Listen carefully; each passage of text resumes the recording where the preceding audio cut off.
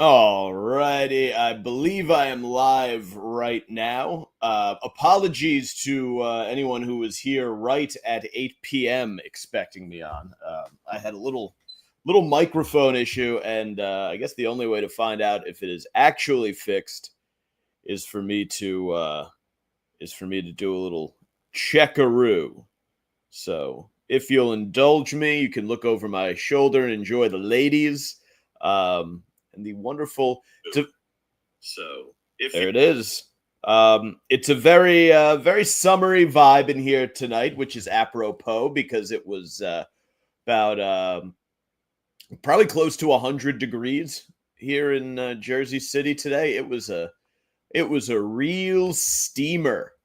And speaking of steamers, I do have an interesting story to tell you in a moment. But we are live Friday night, July 25th. Good to be here. Twitter at Mike Montone, Instagram at Gary_Moyler, Moyler. And of course, the YouTube show at Mike's Golden Streams, Sacktap Live, Mike Montone. Search any of that on YouTube and it should come up. And what else? I think that's most of them. What if I missed one? Who knows? Who knows? Just ripped a little ass there. I think it was silent, but maybe the mic picked it up and we could have some fun.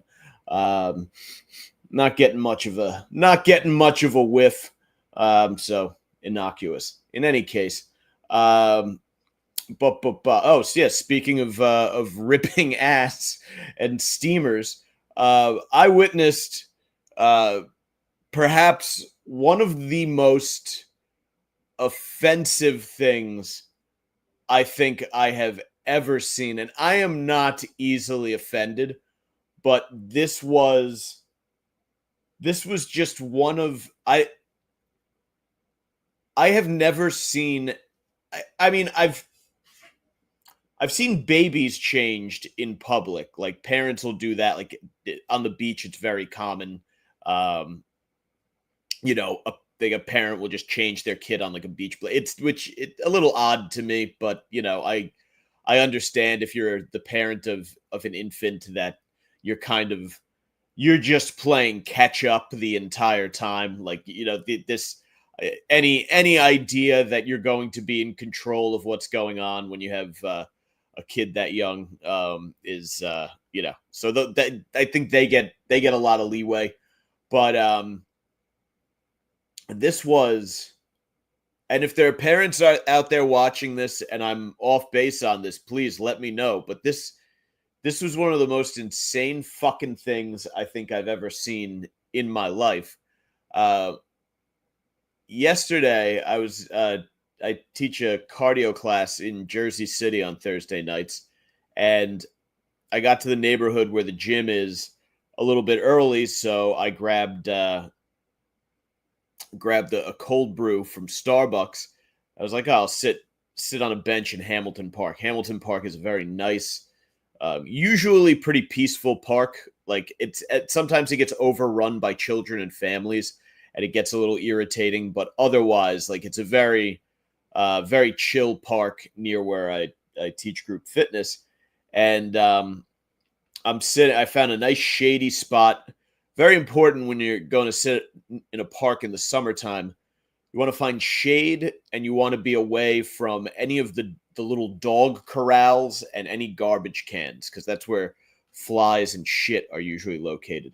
So I found just a perfect spot on a sort of shaded path by the gate that leads out to the sidewalk. And I'm sitting there 5-10 minutes, and all of a sudden I noticed that there are a lot of parents with young children starting to gather up.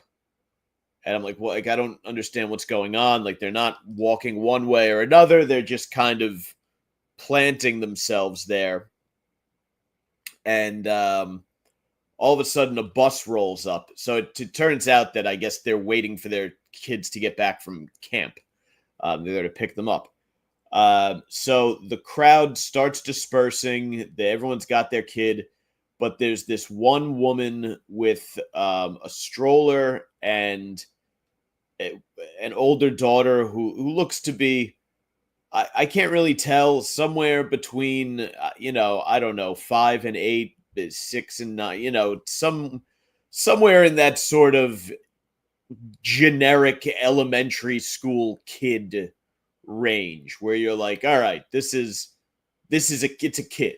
Like that, it's not a toddler, not a baby, not a teenager, not an adolescent. Like it's a kid. I don't know how fucking old, but just a regular sort of run of the mill kid.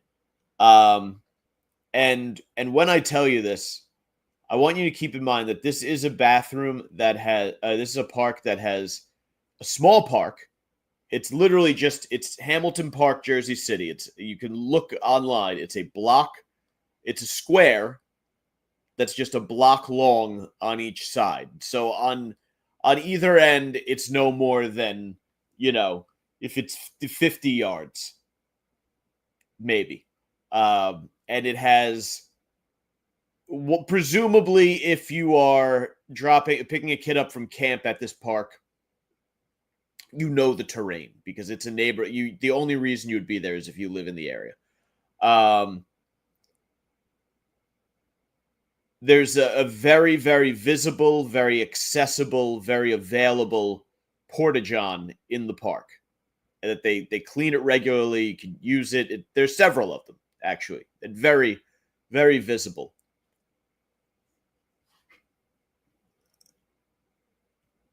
Out of nowhere, this woman whips out what appears to be a toilet seat on a pair of camp stool legs. So it sits, so you could just sit on this toilet seat. She pops a bag into the middle of it, like it looked like a wag bag, like we used to use out when we were in Iraq, out in the desert for long periods of time, like without facilities. You shit in a wag bag. She sets up this wag bag on a toilet seat just in the park. Just opens it up, pops it. She kind of made a half-assed effort to put it behind a tree, but the tree was just on the way Hamilton Park is laid out. It's a square, and then there's a gazebo right in the middle, and there's basically a little path that makes a cross. So it goes one way, and then it's intersected right in the middle. So there are 4 quadrants to the park, and they're divided by this stone sidewalk. And intermittently there are these trees and some light bushes. But she just plopped this thing down behind a tree in an area of full visibility where there were not less than 3 grown men sitting around. There was some guy with his, some older gentleman with his wife. There was another guy there picking up his kid. I was sitting there, and there are others walking back and forth. She has this girl, this child, who is of an age where they could either go use the porta-john or hold it. She has this kid, I shit you not, drop her pants just in the middle of the park, in full view of everybody, and squat down and start shitting into this little portable toilet. I did not stick around for the rest of the show. I got up as soon as I saw the kid drop her fucking pants in the middle of the park on her mother's command. I got up and got the fuck out of there. I was not going to be the grown man who was a party to this child going to the bathroom in the middle of the park. But it was done like it was such a normal thing that it was like, I'm legitimately, because this is one of those neighborhoods where I could absolutely see them being like, that this is some sort of new like liberal parenting technique where it's just like, yeah, well, like, if your kid has to take a shit in the middle of a public park in broad daylight, you can't deny them their truth. So you should be prepared with a portable toilet. And clearly this device exists for situations like this. And this kid, it wasn't like they had a discussion. Like right into just dropped trow and fucking went to town. So it was at that point that I decided I would have the rest of my coffee. I opened up the gym a little bit early and just enjoyed the air conditioning. Had my coffee and tried to forget what had just unfolded. But just what a wild thing to do. This is in Jersey City, and like I said, it's a nice park. It's a chill park, but it's also still a park where, at night those bushes are the migrants sleep in there. Like there's a non-zero possibility at any moment that if you go over to the bushes in a park in Jersey City, you'll find a sleeping, possibly naked, possibly masturbating Central American man. So I personally would not have my daughter disrobe and start going to the bathroom in plain sight in such a situation. But apparently, this woman thought that was a just brilliant idea. And I have no idea. I don't know why this was done. I don't know what the history there is. Yeah.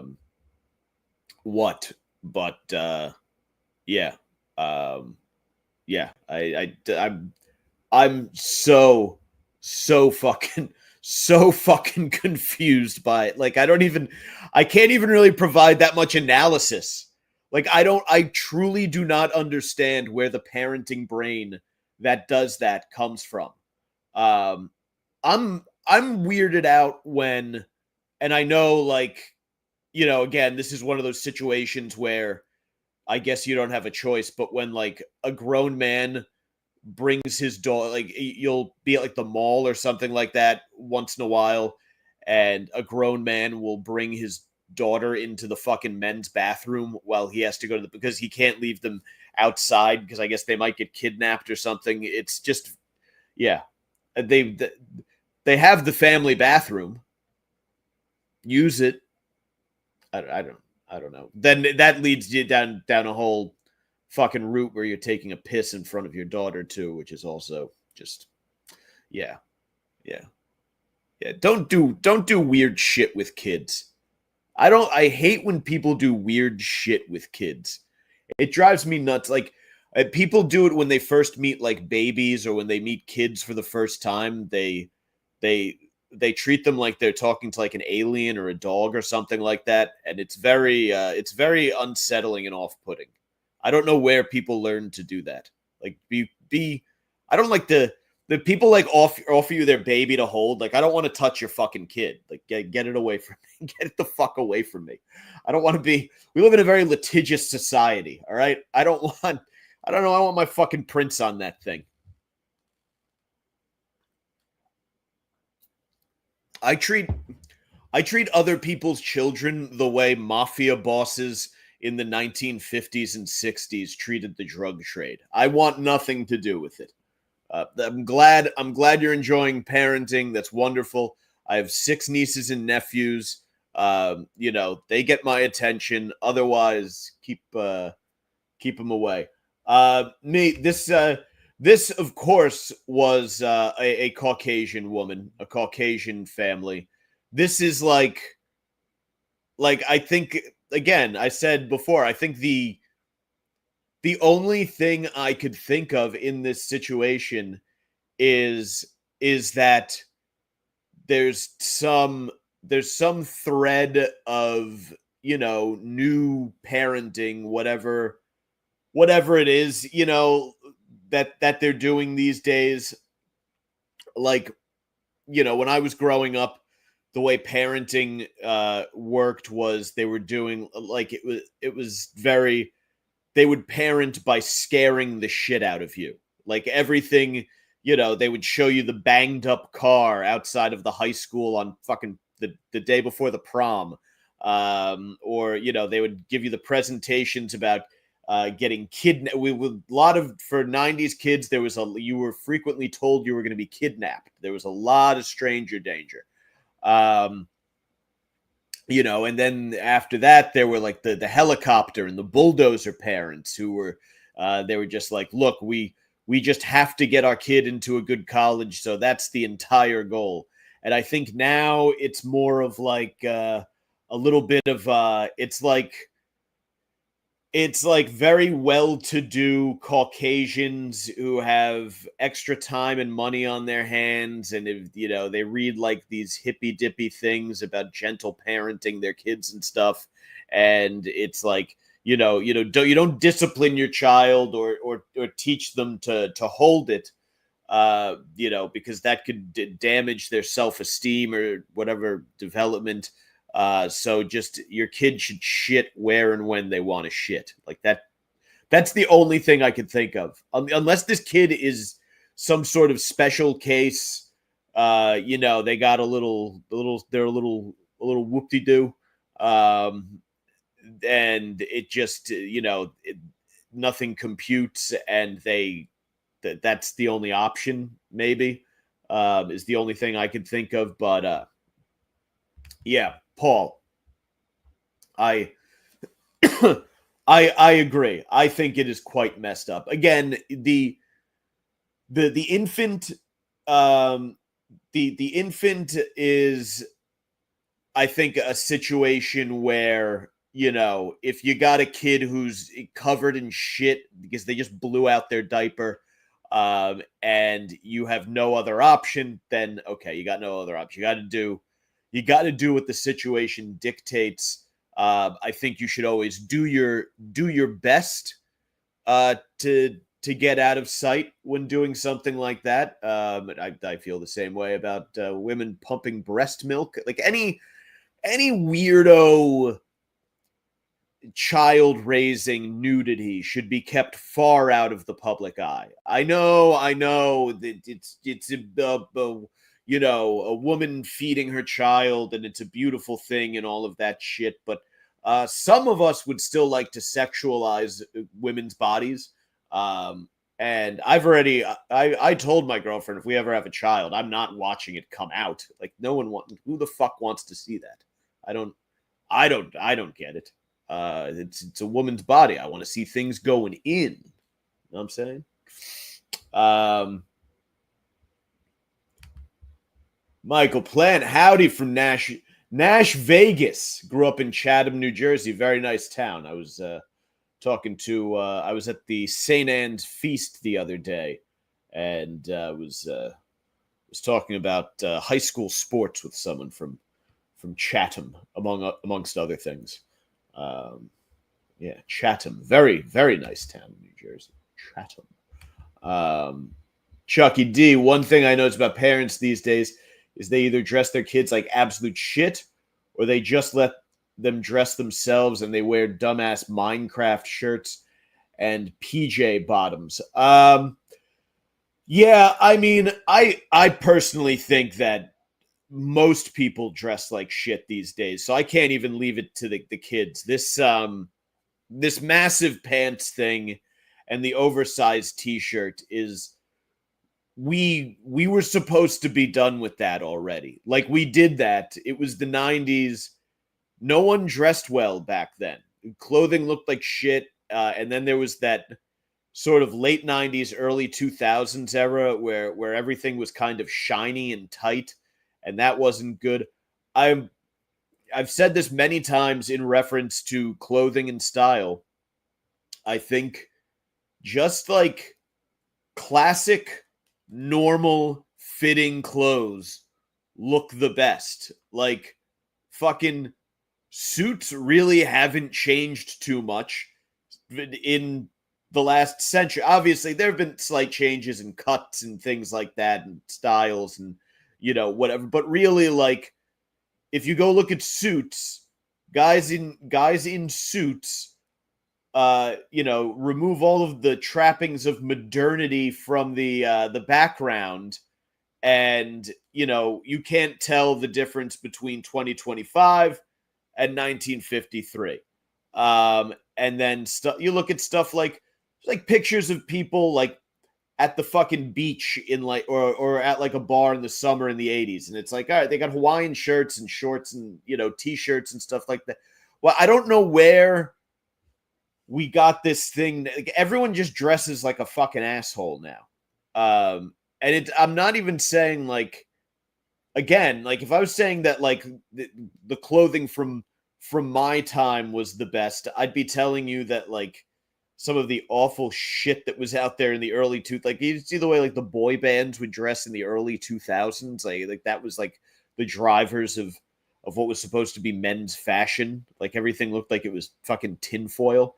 That like there's sort of just like normal clothes, like normal clothing, like just run of the mill. We're not trying to fucking break the fucking mold here.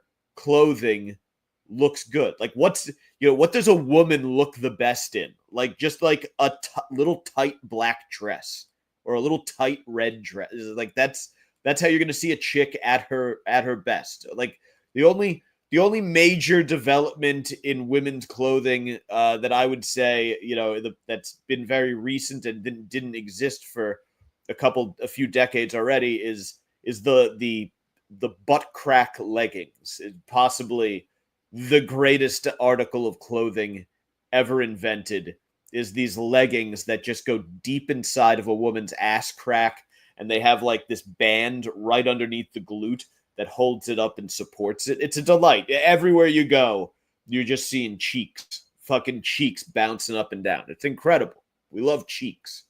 Love a nice pair of clapping cheeks. Philly Fathead, Semper Fi, brother man, checking in, brother man. Yeah. So anyway, speaking of summertime, the heat of the summer, I love this. Well, I don't know if I love it. It's fun, but I don't know if I love it. I'll share. I know someone said last time that the screen share wasn't working, but hopefully this will come through. I hope you guys can see that. This is Joe Pops, where I went. It's on Long Beach Island in New Jersey. It's like a summertime tradition. If your family, if you do the week on Long Beach Island, that's like it was a very big thing in New Jersey back in the day. For everyone's family would do like a week or two down the shore in the summer. Now, so many people's families just own like the real estate boom down the shore in the last 30 years. Like now everybody that's where your parents retire to if you grew up in New Jersey. So a lot more people now just have homes down there and are down the shore all the time. So it's less of a thing. But back when you would just do the week down the shore for the summer, and even my parents bought our place when I was a junior in high school, and the first few summers they rented it out, so we only took a couple weeks down there. Like I want to say like through college, we had it was pretty steadily rented in the summer, so we weren't getting full summers down there until I want to say probably right after I got out of the Marine Corps. They really stopped renting it and they rebuilt it into a behemoth. But the Long Beach Island doesn't have a lot of nightlife. It has a select few spots where you go at night, and those places are like legendary. Like there's this place called Nardi's. There's another one called the Shell. And then there are a couple others. There's a town, Beach Haven, that has like sort of a very limited strip of bars. And then there's Joe Pops, which kind of greets you when you come onto the island. When you drive onto Long Beach Island, you take the bridge across and you hit Long Beach Boulevard. And if you're going to the south end of the island, you turn right. And as you turn right, you drive past this place, Joe Pop's. But every night down there is sort of people kind of clamor to a different bar, and Joe Pop's always one of them. I actually got launched out the back door of Joe Pop's by a team of bouncers on my 21st birthday. And a lot of these bars do, or they would do, they don't anymore, is they would do 18 to get in, 21 to drink. And they would divide the bar, the club, into sections where if you're, there's a section where anyone can go, and then there's a section where only 21 and up can go, and you have the wristband, and you do it. And when I was in college, I was a senior down there, and if it's Long Beach Island, so you got friends who are out who are underclassmen. You go to one of these places together, and you're passing drinks to them all night into the fucking the under 21 area. Like, I clearly remember putting full fucking shot glasses in my pockets and like Frankenstein walking to the bathroom and passing them to my underage buddy so he could rip shots in the bathroom stall, because it was a fucking they had the wristband on to get over to the bar area. So that was just a fond tradition. So when I saw this, I was hit with a wave of nostalgia, this post from Joe Pop's, due to the overwhelming amount of parents trying to sneak alcohol to their underage children. Joe Pop's will no longer have evening events where under 21 is allowed. We're very sorry. Unfortunately, a few ruin it for the many. Yeah, I mean, that is the way it goes on Long Beach Island, right? You get onto the island and you feel like it's an interesting place. It's a 19-mile long sandbar out a mile. I think it's about a mile from LBI back to the mainland. Like, it's a very long bridge. And you're just kind of in this isolated enclave of white privilege is the best way to describe it. So there really is a feeling like, what happens here stays here. Yeah, give the kid some booze. There's down the street from my parents, there's like this bandstand where every Friday night they have these like really shitty fucking beach bands come on, and they play cover songs. It's a lot of every rose has its thorn. Woo, yeah. It's 5 o'clock somewhere. Like, they play the hits. But fucking you go to this thing and it's just row after row, hundreds. I shouldn't do this. They're gonna freeze frame it like I'm Elon.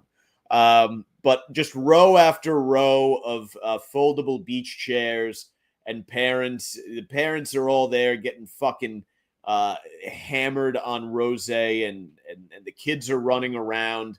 They're going back to the houses while the parents are out sneaking drinks, trying to finger each other. It's the Jersey. It's a magical time. I think I want to live in a society where we're looking the other way on kids getting drunk at the Jersey Shore. Like, it's a time-honored tradition, underage drinking on Long Beach Island. So I hate to see them taking it away. What's next? What is next? Well, speaking of parenting and the boomer generation, they are losing it. Their baby, their idol, the man that they love, Stephen Colbert, his show is being canceled. Colbert dubs himself a martyr after his show's canned, hits back at Trump with F-bomb insult.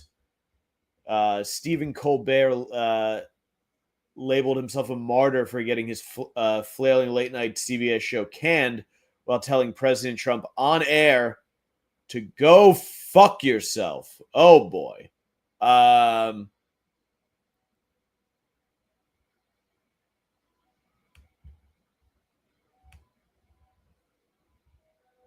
You know, it's just, and I know Trump said, I absolutely love that Colbert was fired and speculated that a fellow late night host Jimmy Kimmel was next. It's they're in this uproar, and the Post has this picture here of John Oliver, Jon Stewart, Jimmy Fallon, Seth Meyers, Andy Cohen, and Anderson Cooper in the audience to support Stephen Colbert. And it's just like, what are we doing? Like, his entire shtick for the past, I mean, how long has he been doing this? Like a decade now? Has just been complaining about Trump. And I think if Trump has anything to do with Colbert being fired, it's that Trump will not be in office in a couple years. Like that's over. And if your bread and butter was going nuts about Donald Trump every night, then what do you have left to offer in a medium that's sort of dying already? Like, what do you like? I know John Oliver is he does it once a week, and he's always serving people, and like he's going to speak emphatically about something, and present a very one-sided opinion on something. But yeah, I think because boomers are in a fervor over this. Like they're outside protesting. It's been like 100 fucking degrees the past couple of days. And New York City, when it gets hot, it's a different kind of hot than you will experience anywhere else. I have experienced hot all over the world. I was in Iraq in the summer. All right. Like I have done hot. New York City in the summer is a type of hot that is almost it's so difficult to quantify because everything is cement. There is no green. And it's an island. And it's a system of islands. New York City has many islands. Manhattan's the main island, but it's all islands. And there are just a bajillion fucking people on it. And a bajillion fucking cars. And throw in a few horses. And there's people urinating all over the place. Urinating on the streets and shitting on the streets to the degree that it is a daily responsibility of this whole team of guys who's out there at 6:00 in the morning to spray down the sidewalks. The sidewalks in New York City have to be hosed at the start of every day because they are so foul with urine and fecal matter. And the sun beats down, and you're on an island that it's supposed to be a swampy island. Like New York, Hoboken, Jersey City, like this is all the Meadowlands, like where the Giants and the Jets play.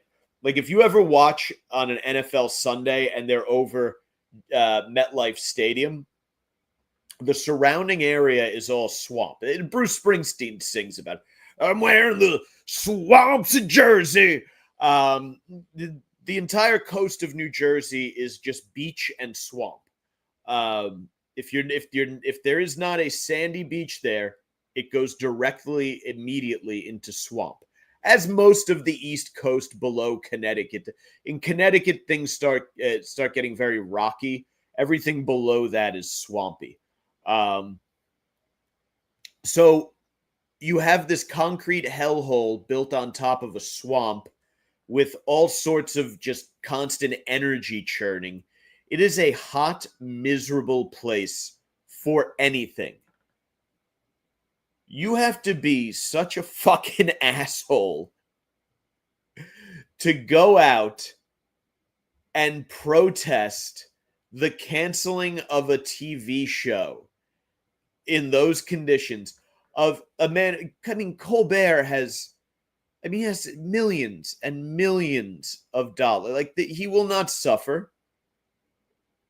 He can go make whatever show he wants, and he can fund it. Someone will pick him up. Someone, Netflix, someone will do something with Stephen Colbert. I mean, he's made his bones. He's a big enough deal. It's, you did your thing, right? Jerry Seinfeld did his thing, and then Seinfeld was over. And then, he did other things. Comedians in cars getting coffee, and he made all these Pixar movies or whatever the fuck, the Bees. He used to do one about breakfast that nobody liked, something. People complained about it, but it was apparently very good. Sorry, I was just thinking about Kramer. I'm watching Seinfeld before bed tonight. Mets then Seinfeld. Can't go wrong with that. But the point being, I don't know. Like, what does the Colbert Show look like after Donald Trump leaves office? And of course, he'll do his little victory lap that, woo, no more, it's all over. Bye, na. Hey. Like, that would be the last episode where he goes or whatever. And I'm sure they'd get great ratings for that. It would go viral and all that. But then what? Right? Like, there's a breed of boomer who they have made hating Donald Trump their entire personality. And it's interesting because people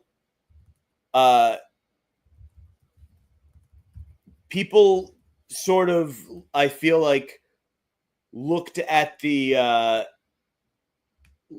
boomers like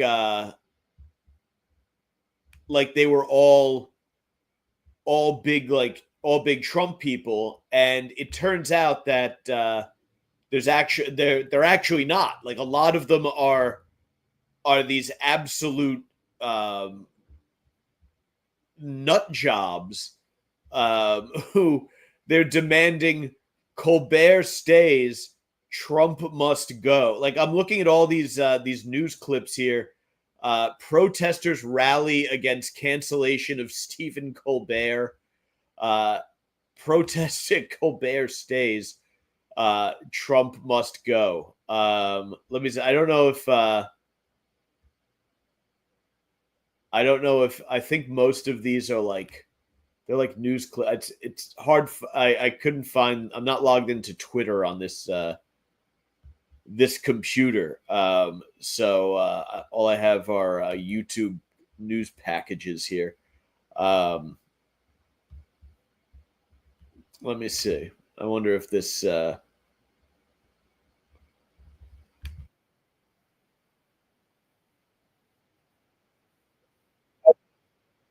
seeing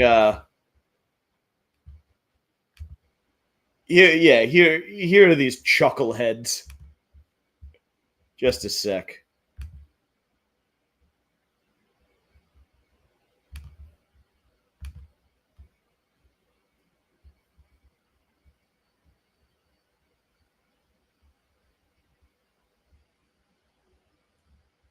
They're all. I won't even.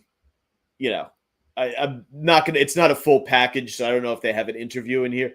But they're all. They're all accused. I was listening to 1010 Wins the other day, and they were someone was being interviewed, and they were referring to it as like the death of the First Amendment and the death of the U.S. Constitution, and it's like, okay, or either that, or maybe people started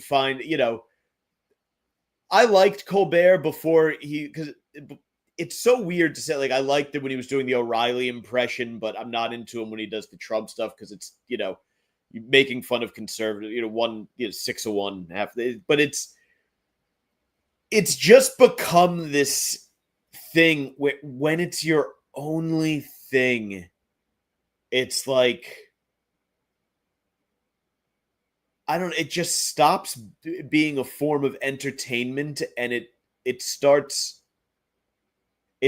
becoming like, oh, you just have a weird obsession. And I know late night, they've always, made fun of whoever was in office and stuff like that, but it did legitimately change. Like, they did, I feel like, kind of fawn over Obama. And if Clinton hadn't gotten his dick sucked, I think there would have been a lot more fawning over him. But it's just kind of like, I don't know, like, everyone's got a podcast now. Everyone has a YouTube channel now.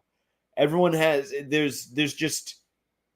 are so many different options for entertainment that I just don't know, what place does Stephen Colbert have making shitloads of money in a world where there's no longer a Donald Trump to talk about? And, who knows? Trump stays in the public eye. Someone tries to charge him with something else. Who the fuck knows? But at some point, it's like, what does your show bring? Like, I've never really, I've never really been a huge late night guy. Bill Maher, I enjoy. And when I was in college, I would watch The Daily Show and I would watch Colbert.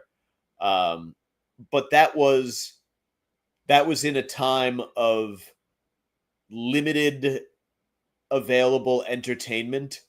And I was also studying political science and communication. So a comedy, back to an hour of comedy where,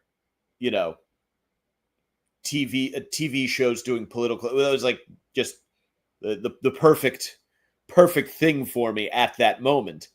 But yeah, I just don't know what are we doing now when we're losing, like, the tradition of protest in this country, where it's been like, women's suffrage and civil rights and gay marriage and all these important things that protest has done, and now it's been reduced to fucking Colbert stays, Trump must go. This is where we're at.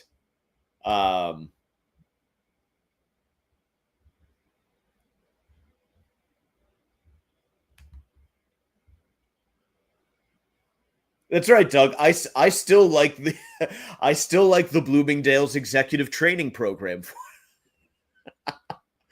I had to look up what that was. I didn't realize that was really a thing, but that, yeah, they do that, right? Like, and I think like different, like, Hertz Rent-A-Car, I think, has one. Like, you always see all these guys reading like 48 Laws of Power on the bus, in a button-down shirt with a tie and slacks, but no jacket. And it's like, oh, you're trying to work your way up the up the ladder at Avis, aren't you? Great pull, Doug. Jeez, good to see you. And yes, indeed, late night has been it's been dead for quite some time. You know who's not dead? They're alive and kicking. The WNBA. Those gals, they got some fight to them. Oh boy, watch out, fellas. So they've been been parading around in these pay us what you owe us shirts. Here's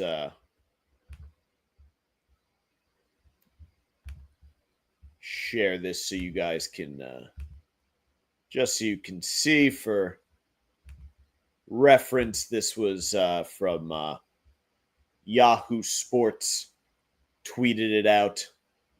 Pay us what you owe us, is what they say. So I'm not an economist. I don't know what the actual, if you compared, well, here's what they're paid to here's what the league does. But there's this idea now that because Caitlin Clark is very popular, and Caitlin Clark is specifically very popular. I don't know that the WNBA is actually that popular. I think they're referencing the All-Star game here, where they're wearing those shirts during pregame warmups in front of a sellout crowd of nearly 17,000 and millions more viewers watching from home on ABC. Like, I don't know. If it's a sellout crowd of 17,000, there are high school football teams who do 17,000. What the players are what is building this brand, All-Star Game MVP and WNBA PA Vice President Nafisa Collier said Saturday. That's not like she's not a house. Nafisa Collier, your All-Star Game MVP is not a household name. So I think, her saying, we feel like we're owed a piece of that pie that we helped create. It's a pie that loses money. You're equating this, the pie that you're bringing home is literally missing slices. Collier's comments come at a time of unprecedented growth for the WNBA, accelerated by the popularity of Caitlin Clark and other recent high-profile college stars. The league had a record 2024 season with historic viewership, attendance, and merchandise sales. Expansion teams will debut in Toronto, Portland, Philadelphia, Detroit, and Cleveland over the next 5 years. In 2026, the league will begin an 11-year media rights deal worth a reported $2.2 billion. Now, I believe despite that, as I understand, everywhere I've seen, people say the WNBA loses money. How much money does the WNBA lose every year?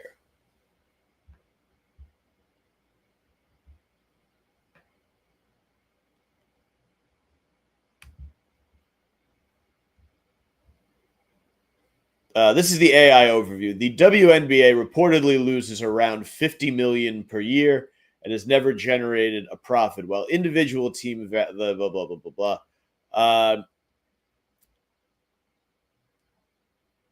A significant portion of WNBA teams are owned by NBA ownership groups. The NBA negotiates joint television contracts for both leagues. Yes, I mean,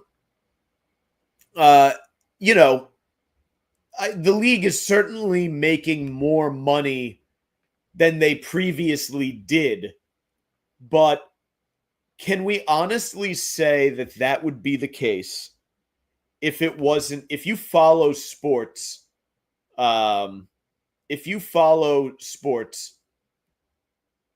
and this is actually Chucky D.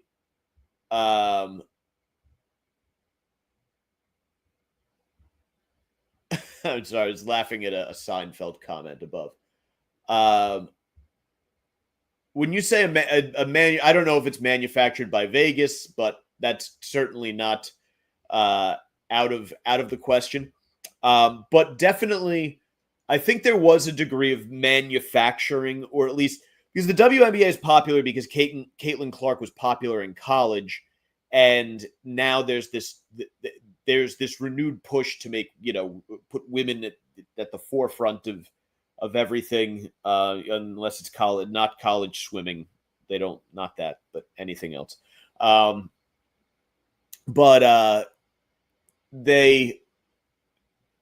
they were really going all in on it. So the question is women's professional basketball popular beyond the Caitlin Clark brand. Because you hear a lot of people talk about Caitlin Clark. Caitlin Clark is very popular. Caitlin Clark arguably should be making a lot of money. She should be making like 10 times whatever the rest of the WNBA players make. But if the Caitlin Clark Angel Reese storyline didn't develop a couple years ago, and again, you got to remember, CBS and TNT, those networks, they don't go into March Madness blind, right? Like, it's not like they're like, all right, these are the brackets. That's who did the best. Let's just talk about basketball. Like, they are mining everything for stories. And in today's media environment and especially when you got to remember when Caitlin Clark, rose up in college, that was during, I believe, the Biden years. There was a lot of sort of, remember Trump was the grab him by the pussy guy and he had beat Hillary and it was the chauvinism thing. And there was a lot of, we're sticking it in your face. You complained about the social justice and the DEI. We are going to DEI even harder to piss you off because you lost and you'll never be back. Well, and so, it's the media is who televised the NCAA tournament and decides, what stories to chase and stuff like that. And the lion's share of people working in media are young women. So that gets you the Caitlin Clark storyline getting a lot of shine. And look, Caitlin Clark took off. She became a big star as a result. She's become an icon. You cannot argue that. And this isn't to say that there aren't entertaining women's sports. Like, there are. Women's gymnastics is very entertaining. Women's soccer is arguably more entertaining than men's soccer. They're both stupid because it's soccer. But at least like with women's soccer, you're like, oh yeah, so this is a women's sport. I still have no interest in the World Cup, but I have far more respect for chicks who play soccer than I do dudes. I look at female soccer players as athletes. Men who play soccer, I look at fucking Nancy boys whose moms wouldn't let them play football.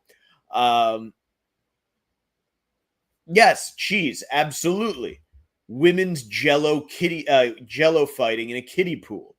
Fucking that's we lost my boy Blue in an incident similar to that, but they were using KY jelly.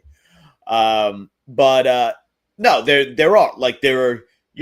have been women's tennis. There have been iconic players to come out of that. There are track and field. Like, again, you can find legendary women athletes everywhere. This isn't about women's sports not being entertaining. It's about specifically if your options for basketball are the NBA and the WNBA, men's college, women's college, if nobody made any effort to promote either one, what would people watch? And they would watch the men's product because it's more exciting to watch men play basketball. As Gibbons says here. Yes, WNBA is classic basketball. It's all about the fundamentals, which is great.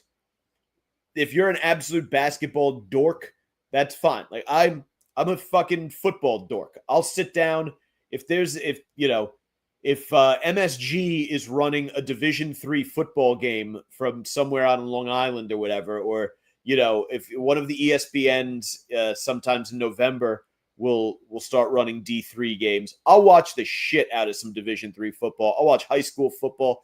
I'll watch fucking 4 people play a 2-on-2 game in a parking lot. Like, I just like to watch the game of football being played.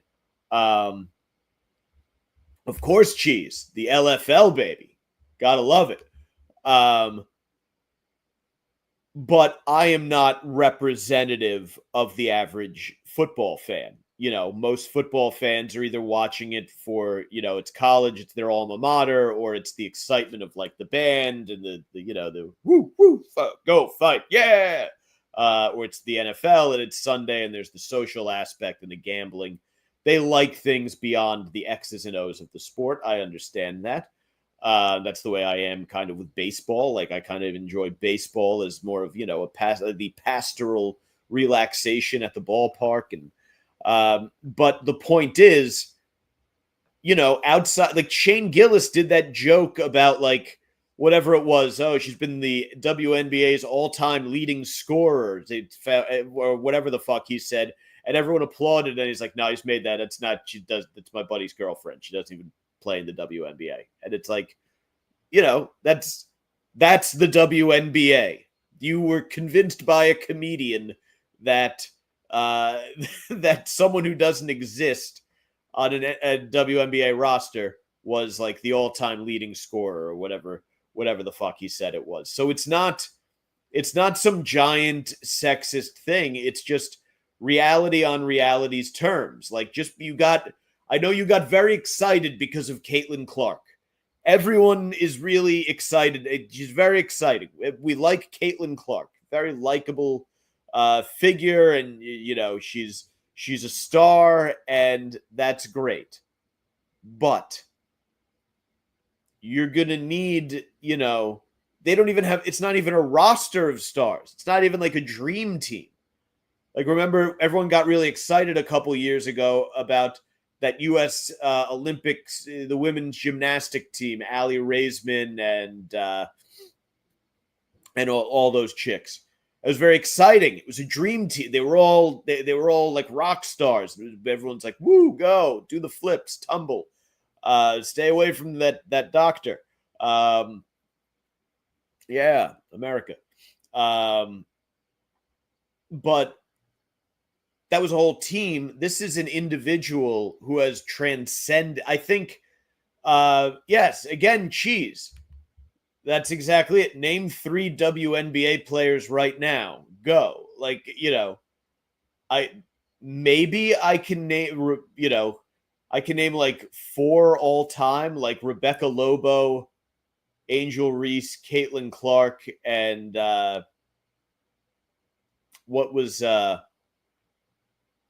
Cheryl Miller? Was she one? Is that Reggie Miller's sister? Yeah, yeah, that's the thing. Geez, yes. Besides them, it doesn't. You start peeling back, and it's you can't like I couldn't even put together a full WNBA roster of people I know. I can't get you 5 players on the court of people I know. So point made. So what are we doing, ladies? And even funnier, on top of all of this, as this is going on, Gatorade comes out with a "let her cook." Let her cook marketing slogan. Lena Paul. I wouldn't be shocked if I found out that her or Sarah J got passed around by a men's basketball team. They both certainly have ample posteriors, the kind prized by by those types of gentlemen. I am a very, very big Lena Paul fan. Sarah J certainly has her moments as well. Sarah J, if you're a Sarah J fan, you're an old school masturbator.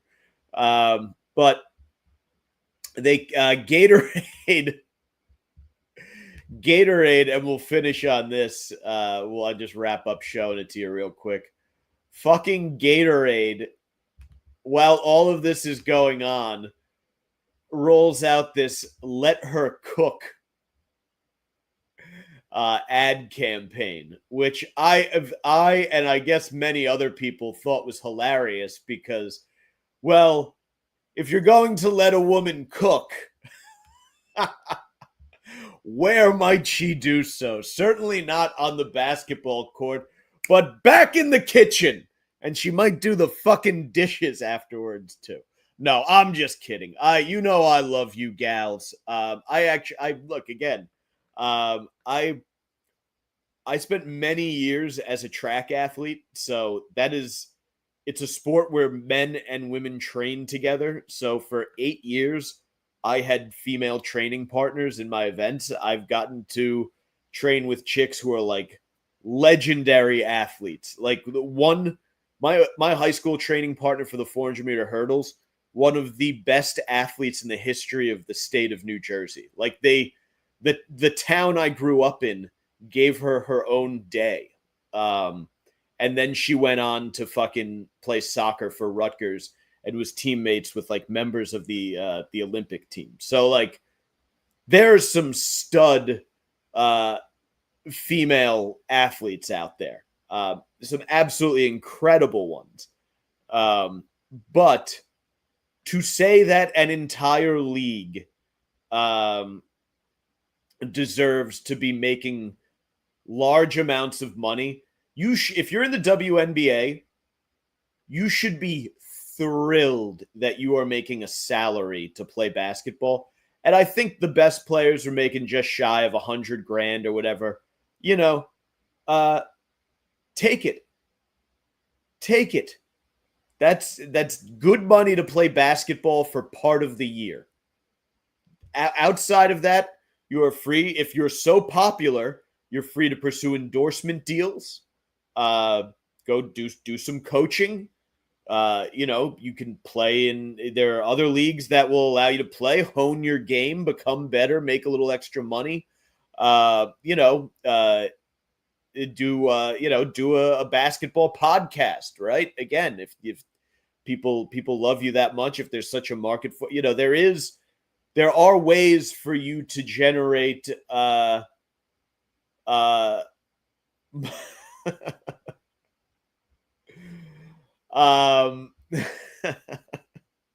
we have some Sopranos commentary going on in here. There are ways for you to generate money. I always say that about guys who a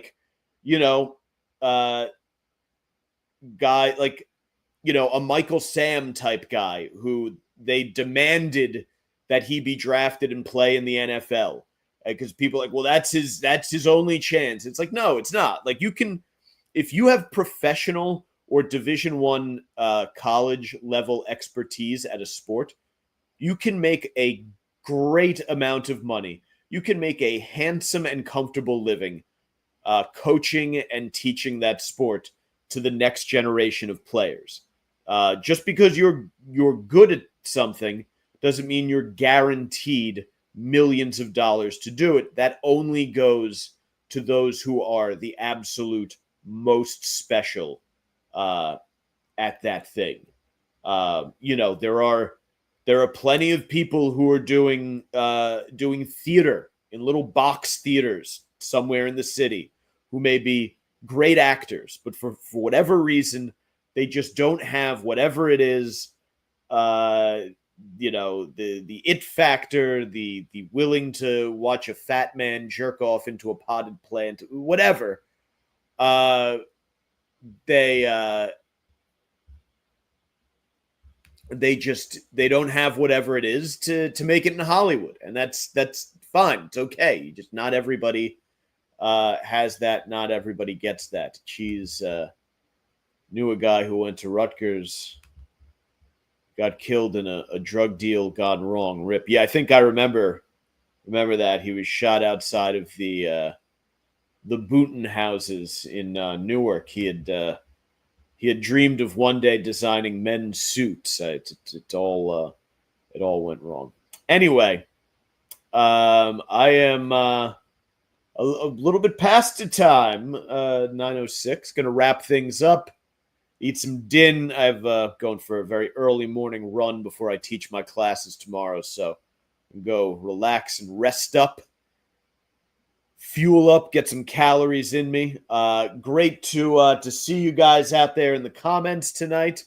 Good to have you live on a Friday night. Twitter at Mike Montone, Instagram at Gary_Moyler, Moyler, and of course YouTube, Mike's Golden Streams. Paul, good to have you.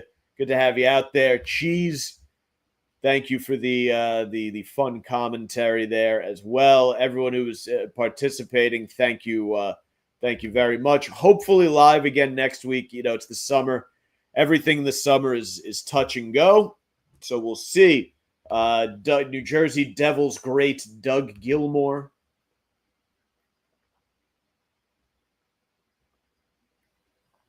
So we'll see. If nothing else, there should at least be if not a live, at least a pre-record. So anyway, have a good weekend. Send the show to a couple friends, and I will catch you on the old flippity floppity. Adios, motherfucker.